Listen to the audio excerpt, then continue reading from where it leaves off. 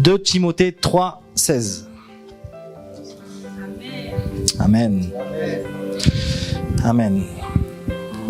Il est écrit: toute écriture est inspirée de Dieu et utile pour enseigner, pour convaincre, pour corriger, pour instruire dans la justice, afin que l'homme de Dieu soit accompli et propre à toute bonne œuvre. Amen.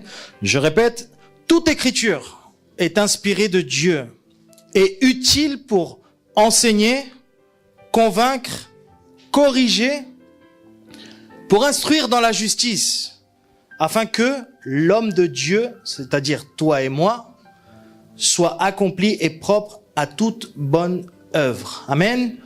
Donc nous savons bien que l'Ancien Testament est un exemple pour nous. Est un exemple pour nous qui sommes dans un temps de grâce pour ne pas peut-être commettre les erreurs du passé. Amen. De nos pères, de nos ancêtres, de nos anciens. Donc, pour cela, je voudrais on va aller un peu dans l'Ancien Testament et on va aller au livre des Juges, chapitre 20, versets 44 au 48. Et sur ce, je voudrais toute votre attention. Amen. Juges 20, 44, 48. Juges, c'est après Josué, dans l'Ancien Testament, juste avant Samuel. Chapitre 20, versets 44, 48. Et nous allons voir un petit peu au sujet de la tribu de Benjamin, de ce qui s'est passé. Et nous allons voir que le Seigneur a de bonnes choses pour nous. Amen.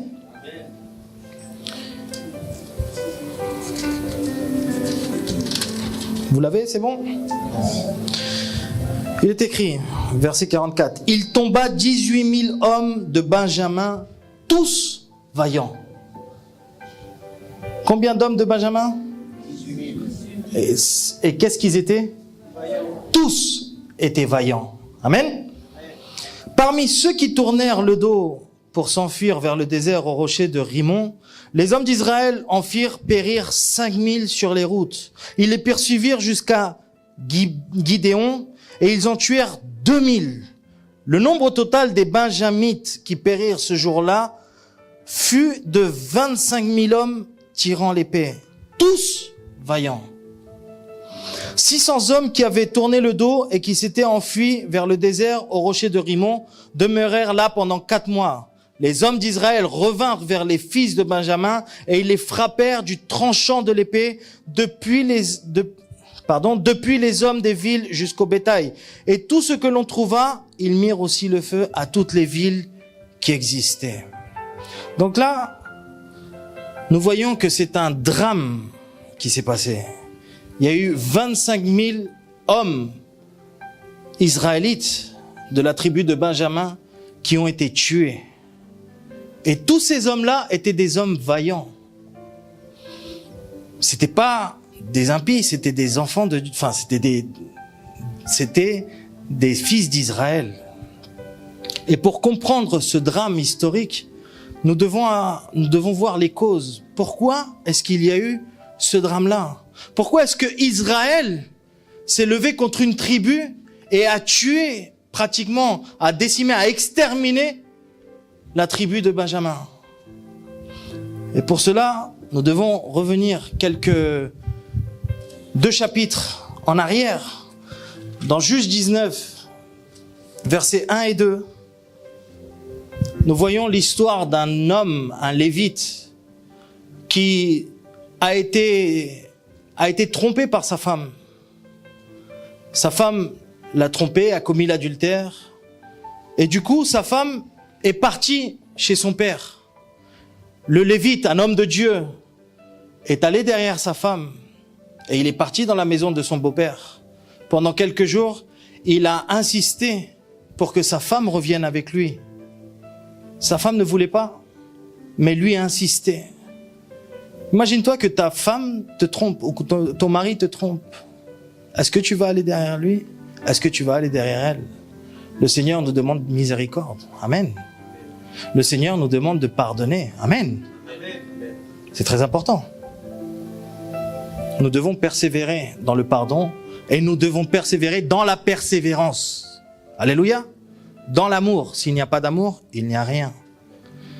Pour pas lire et lire et lire et lire, je préfère te raconter cette histoire.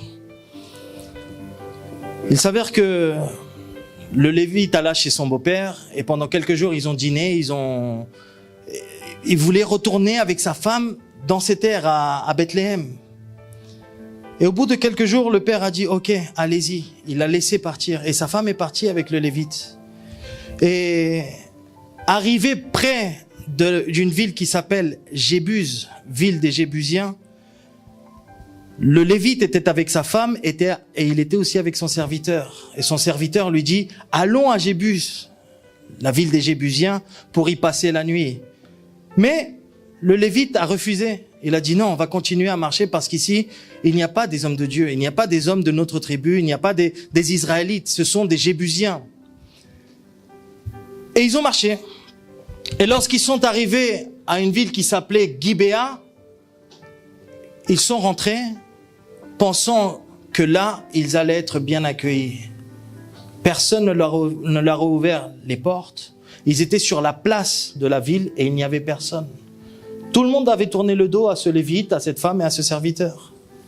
Et il avait quelques ânes pour pouvoir transporter du bétail et pour pouvoir transporter leurs affaires. Et un vieillard, la Bible dit qu'un vieillard est revenu du travail et a vu ces gens sur la place du village, on va dire. Il leur a dit, mais non, ne restez pas là, venez chez moi. Et la Bible dit que ils sont allés chez ce vieillard. Ils ont mangé avec cet homme. Ils ont partagé avec cet homme. Ils étaient contents. Et au milieu de la nuit, dans le verset 22, il est écrit, pendant qu'ils étaient à se réjouir, voici les hommes de la ville, gens pervers, entourèrent la maison, frappèrent à la porte et dirent au vieillard, maître de la maison, fais sortir l'homme qui est entré chez toi pour que nous le connaissions. Les hommes de cette ville, des hommes pervers, sont allés frapper à la porte de ce vieillard et ont ordonné à cet homme, à ce vieillard qui habitait là, de faire sortir l'homme pour le violer, pour le connaître, c'est-à-dire pour avoir des relations sexuelles avec lui, ou des relations homosexuelles avec lui, pour le violer. Et lorsque je lisais ça, ça me faisait rappeler un peu l'histoire de Lot, lorsqu'il était à Sodome et Gomorrhe, quand les anges sont entrés dans la ville. Les hommes de la ville sont venus et voulaient avoir des relations sexuelles avec les anges. Vous vous souvenez ou pas? Est-ce que ça vous est familier ou pas? Étrange ressemblance. Mais pourquoi les hommes de Benjamin, de la tribu de Benjamin, les Benjamites, ont-ils agi de la sorte? Pourquoi? Pourquoi est-ce qu'ils ont agi comme des impies, sachant qu'ils avaient entendu les commandements de Dieu, sachant qu'ils connaissaient les lois de Dieu, sachant qu'ils sont sortis d'Égypte? Amen. Et pourquoi maintenant ils ont agi comme des impies? Sachant qu'avant, il faut bien comprendre qu'avant de rentrer dans la terre promise, dans la terre de Canaan, Dieu avait dit à Israël de ne pas faire alliance avec les autres peuples qui habitaient ces terres. Amen. Il leur avait ordonné de ne pas se mélanger avec eux. Il leur avait même ordonné de ne pas donner leur fille à leur fils et leur fils à leur fille. Amen. En d'autres termes, de ne pas s'unir en joug étranger ou interdit. Alléluia. C'est pour ça qu'il est très important, Église. Tu es là, peut-être tu n'as pas de compagne, peut-être tu n'as pas de mari, tu n'as pas d'époux, mais unis-toi à une personne qui a une même conviction que toi. Amen. Qui croit en Jésus-Christ. Une personne qui craint l'Éternel. La Bible dit que les Benjamites ont cohabité avec les Jébusiens. Les Jébusiens. Qui était ce peuple? Quel était ce peuple? Juge 1, 21 dit, les fils de Benjamin ne chassèrent point les Jébusiens qui habitaient à Jérusalem. Et les Jébusiens ont habité jusqu'à ce jour dans Jérusalem avec les fils de Benjamin. Alors que Dieu avait dit, ne vous mêlez pas à eux, tuez-les, chassez-les, mais n'habitez pas avec eux. Mais les Benjamites ont cohabité. Qu'est-ce qu'ils ont fait? Désobéir Dieu. Est-ce que ça a eu une conséquence directe sur eux? Non.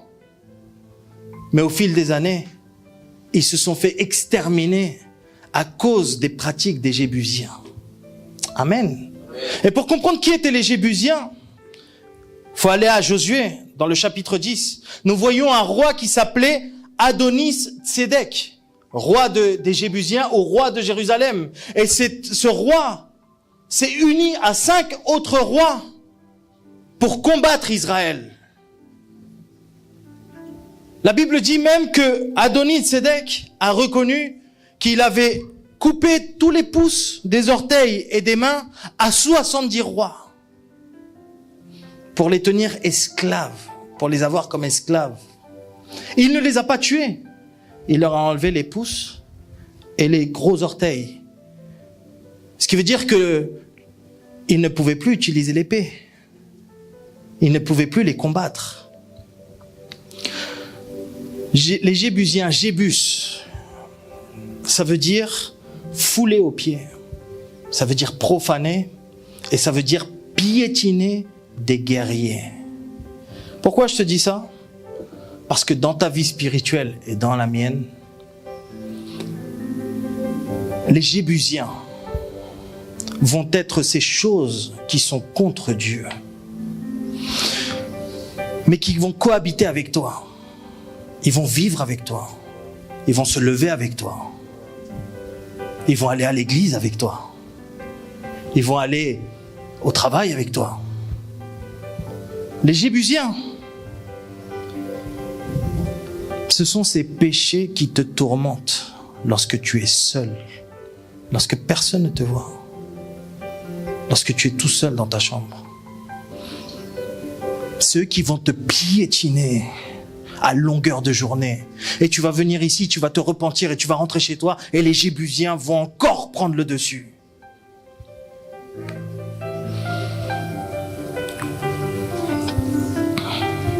Tu as beau prier, déclarer, décréter, faire la guerre spirituelle, chasser les démons. Mais au moment le moins attendu, ils viennent et ils te piétinent. Ils te tentent et tu tombes. Lorsque je te parle de Jébusiens, ça peut être la pornographie, la masturbation, la fornication, l'adultère, l'homosexualité, le lesbianisme. Des choses avec lesquelles tu luttes, que personne ne sait. Même pas ton meilleur copain, même pas ta meilleure copine. Mais tu luttes avec ça à longueur de journée. Ça peut être aussi la calomnie, la critique, la langue, la rancœur, la haine, le manque de pardon. Ces Jébusiens qui vivent avec toi tout le temps. Comment vaincre ces Jébusiens?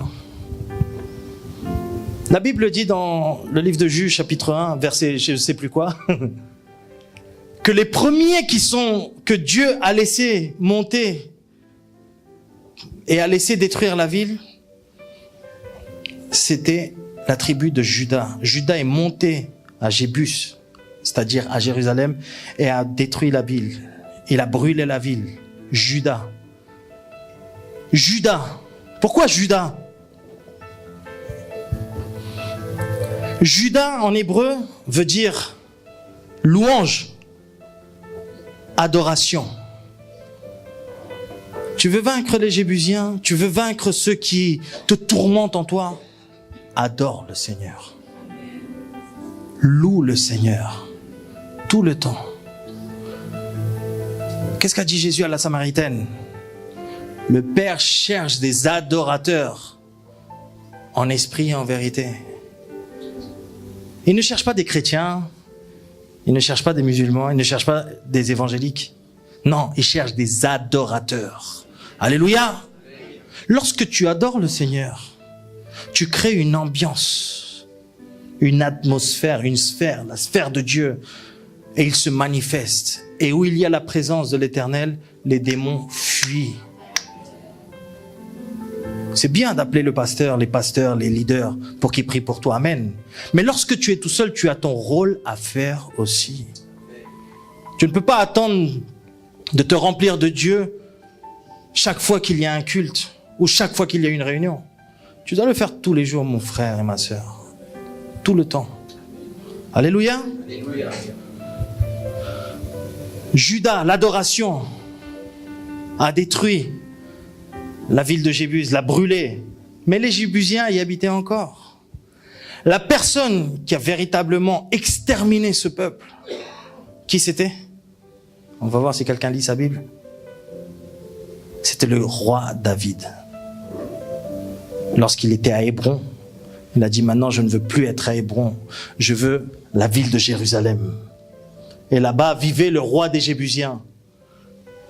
Et ils ont fait savoir aux Jébusiens que David allait prendre cette ville.